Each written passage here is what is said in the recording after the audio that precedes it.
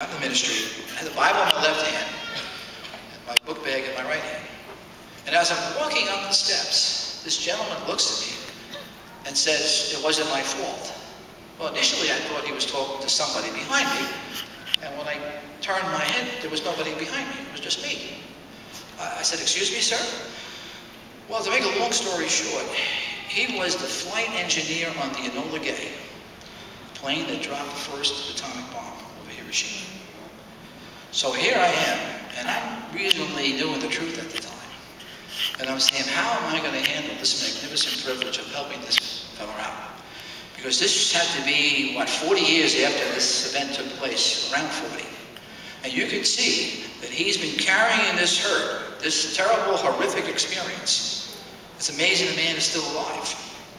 So we shared some scriptures with him. He felt encouraged to some degree. I left him some magazines. And since he was visiting a friend, I hope that down the road, someone else had the opportunity to build on the foundation that I had the privilege to lay. So just think about this, friends. One of the most significant events in world history that he took part of. I had the privilege of talking to him through Jehovah's grace and through his spirit, of helping him to see that he acted in ignorance. Apostle Paul acted in ignorance, and yet the future will eliminate all of these terrible things.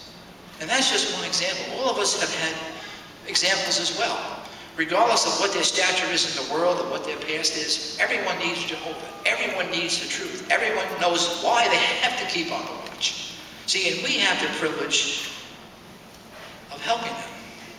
And when we help others, again, we help ourselves. Apostle Paul said that. You, the one teaching others, not teach yourself. And we need that. You know, sometimes the ministry can be hard work. And it is hard work. But only until we go out. Once we're out there, Jehovah's Spirit takes over, does it not? We feel good about what we're doing.